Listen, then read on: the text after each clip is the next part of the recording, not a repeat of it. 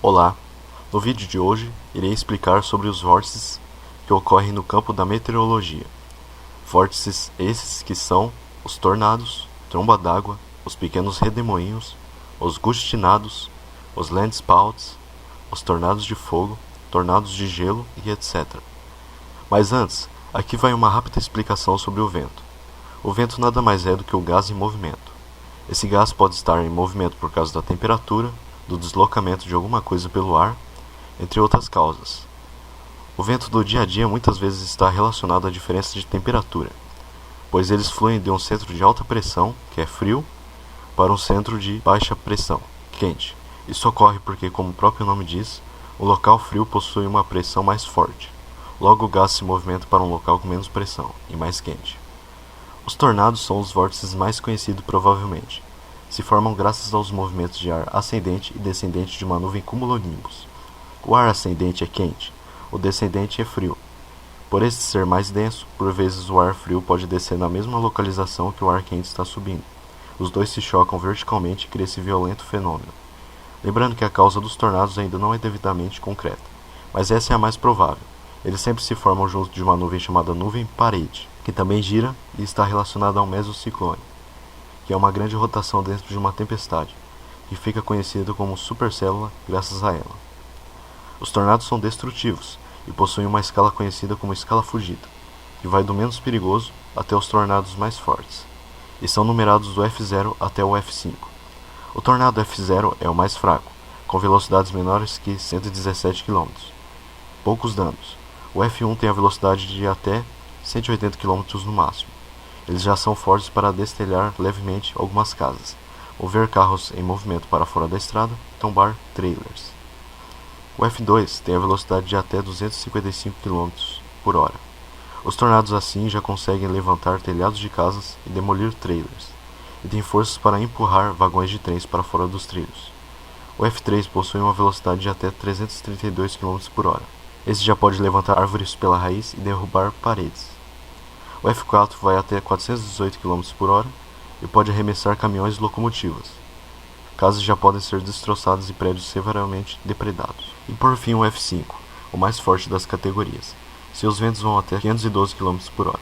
Consegue destruir tudo pelo caminho, inclusive prédios. A escala F6 poderia existir, visto que o tornado de Oklahoma de 1999 atingiu velocidades acima de 512. Porém, a Administração Nacional Oceânica e Atmosférica dos Estados Unidos informou que a escala de Fujita na verdade é uma escala de danos, e com um tornado acima do 512 km por hora, causaria os danos de um F5 da mesma forma, conhecido como devastação máxima. Os locais onde mais acontecem tornados no mundo, primeiramente é o famoso centro-oeste norte-americano. Depois, em primeiro lugar, por incrível que pareça, fica aqui no Brasil. Se trata do corredor de tornados da América do Sul. Os tornados dessa região se formam graças ao choque do ar frio da Patagônia com o ar quente e úmido do Chaco Paraguaio e da Amazônia. As trombas d'água, que não são aquelas que acontecem nos rios devido às chuvas, são vórtices que acontecem na maioria das vezes em águas oceânicas, ao contrário do que muita gente pensa. As trombas d'água não são tornados de água, e a aparência aquática que elas possuem nada mais são do que as próprias gotículas da nuvem que a formou. Esse fenômeno se inicia da maneira mais fácil que o tornado. Não está envolvido com um sistema de ar ascendente e descendente igual a ele. As trombas d'água se formam quando ventos quentes e frios se encontram vindo de direções contrárias, e a única forma desses ventos escaparem é subindo para cima. A temperatura da água do mar também influencia. Existem dois tipos de tromba d'água: as tornádicas, que se formam em intensas tempestades, porém mais fracas do que um tornado de verdade, e as não tornádicas, que surgem principalmente perto da costa devido à diferença de temperaturas entre o continente e a água oceânica. Os landspouts são como tornados, só que sem a presença de um mesociclone, e mais fracos, sem a presença de uma nuvem-parede. Se forma quando uma nuvem está ainda em fase de desenvolvimento, quando a corrente convectiva ainda está forte para formar a nuvem. A formação é semelhante às trombas d'água. É como se fossem elas só que no terreno, diferenciando apenas na aparência, que não parece um funil.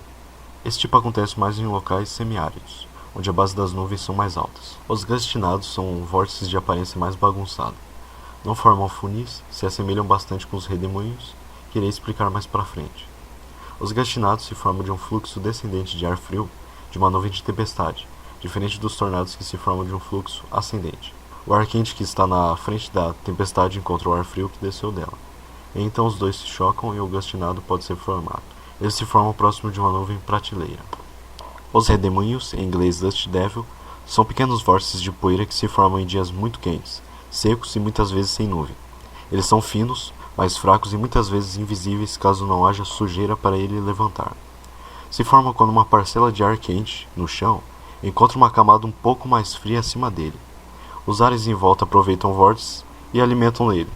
A coluna se forma e fica mais forte, até que ocorre a dissipação.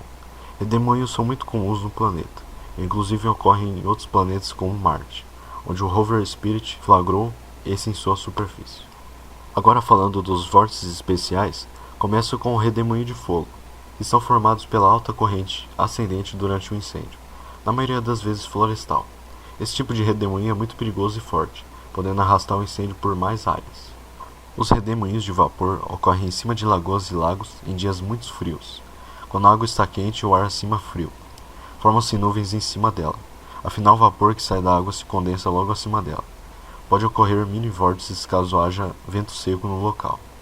Há também os redemoinhos de neve, que também se formam pela diferença de temperatura dos ares.